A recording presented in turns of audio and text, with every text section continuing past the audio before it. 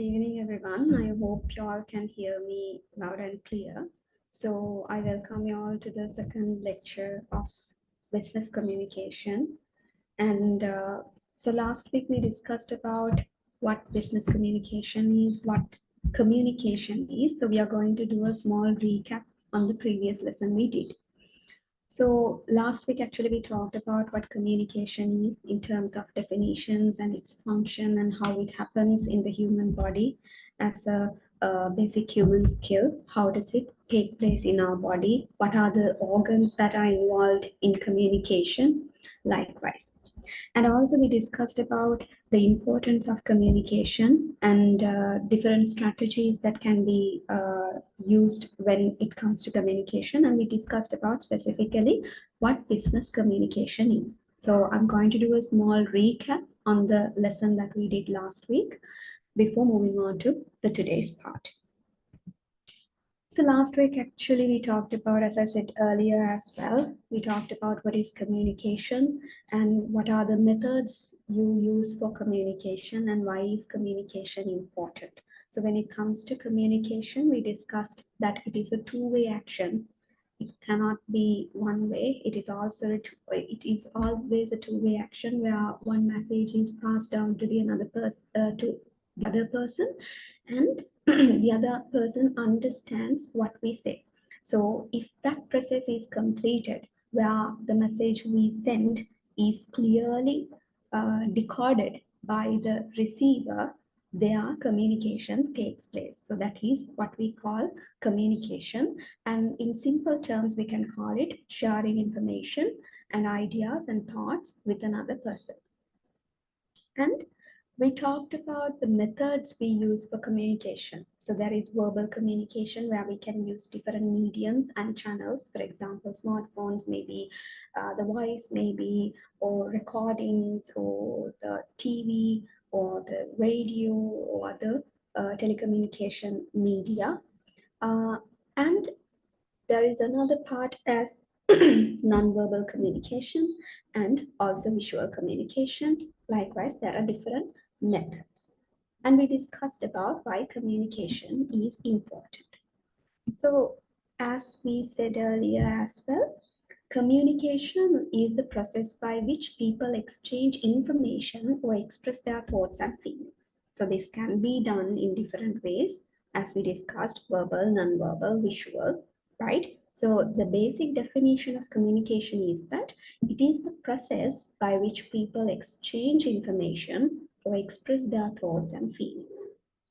It can be done verbally. So last week we discussed how the human body helps us for communication.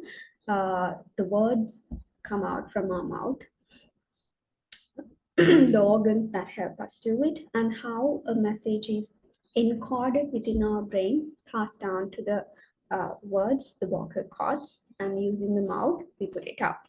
And the other person decodes the message. He uses the ear to listen, and he uses his brain to decode the message, and he understands the message. So it is a two-way process, as we discussed. If the exchange of information or ideas, thoughts, and feelings are decoded by the other person, it is called communication. So as I said, there are several types of communication. There is verbal communication, there is non-verbal communication, written communication is there.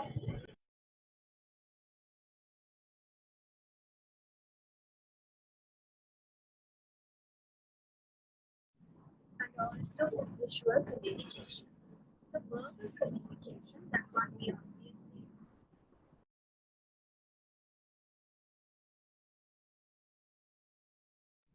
Verbal communication, we can clearly understand the communication that happens verbally from one person to the other person.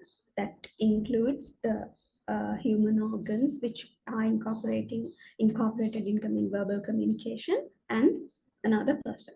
Non-verbal communication can be the signals that we give without using words. For example, something like this might give an idea, share a message with another person, or something like this. If a teacher does this, that is nonverbal communication. She does not use any words, but her action makes the students understand what she is trying to say. There also communication takes place. And also sign language mainly is nonverbal communication. There any words are not exchanged, but through different signs, the those people communicate. And written communication, there are different forms of written communication: letters, emails, text messages, reports, um, and also different forms of written messages, and comes under written communication.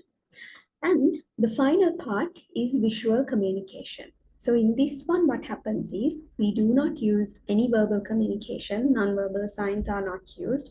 There's no written communication, but a picture gives us an idea.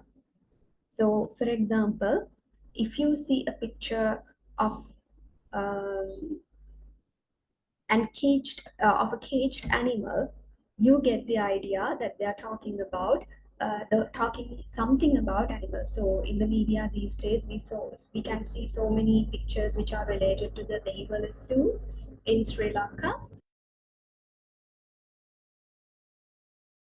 In this one, we can see they just sometimes share images, visuals.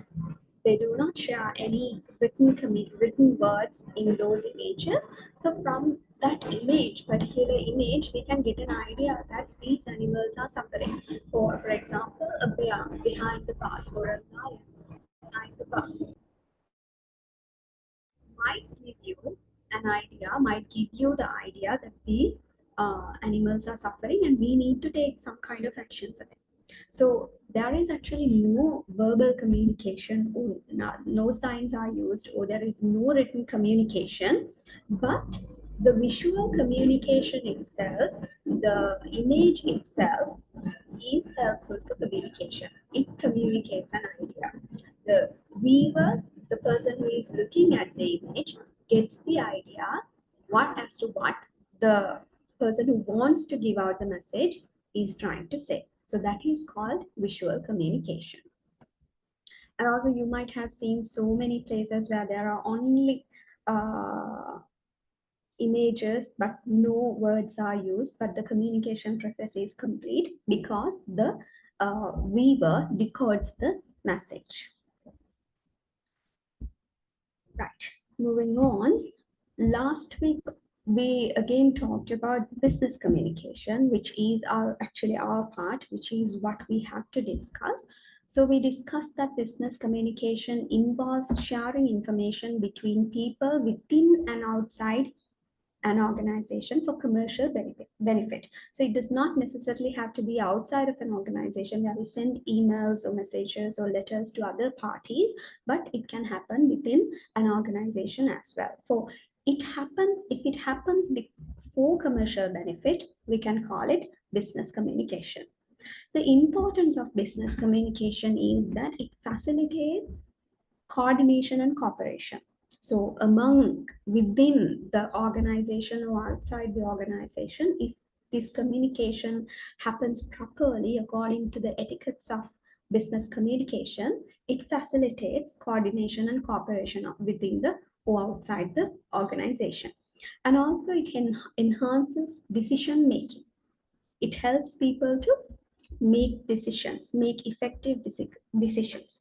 If the ideas of the higher authorities are communicated properly to the staff members, then decision making becomes very much easy.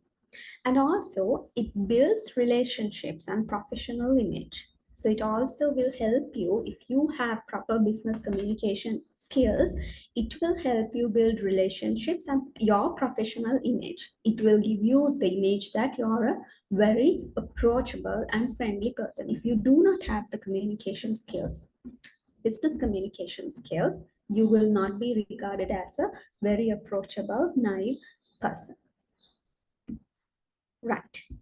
I have a small activity. So we discussed about nonverbal communication last week as well. So this activity focuses on nonverbal communication. Now, I want you to look at the video and try to find out the clues.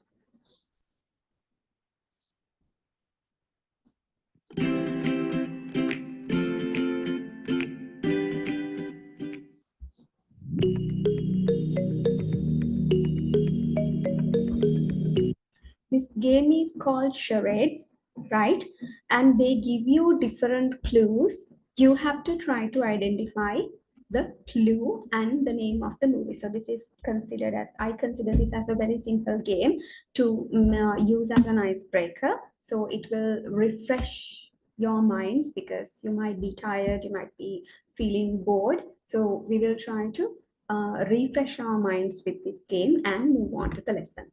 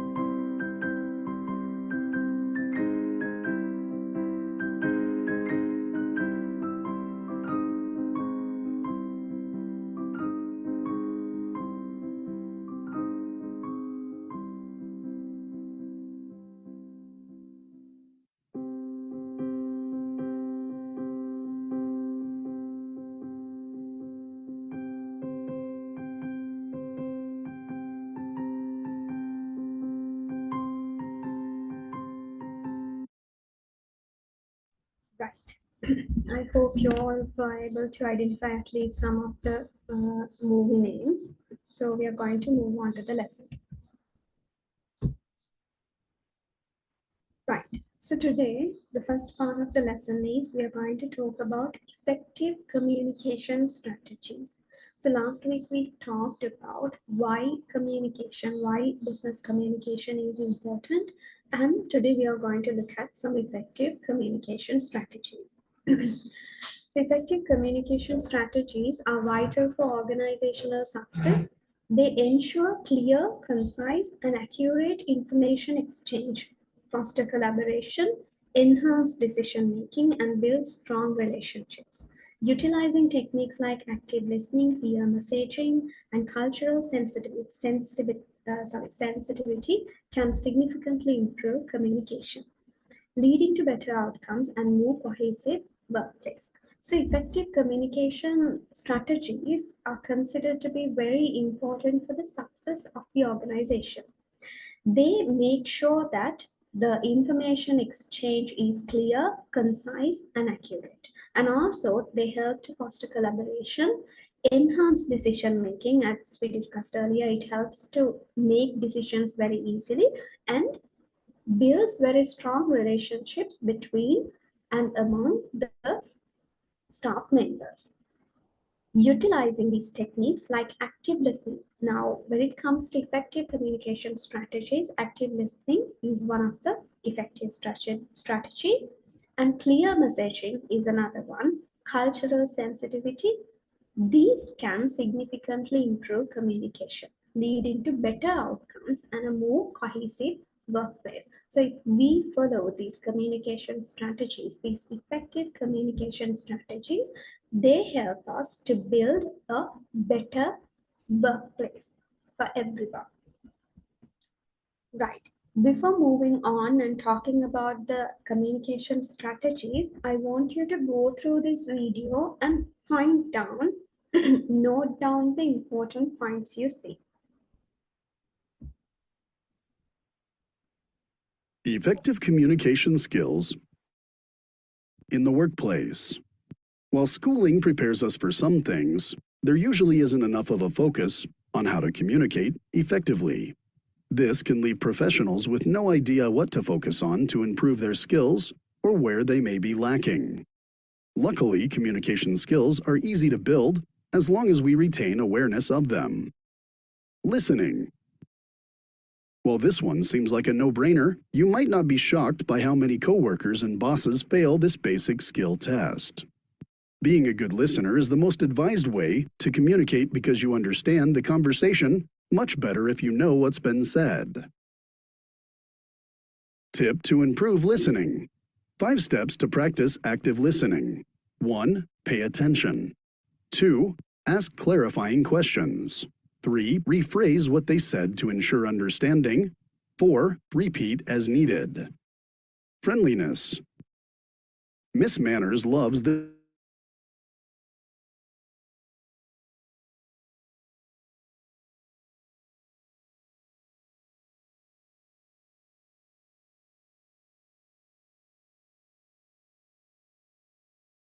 Tips to improve friendliness.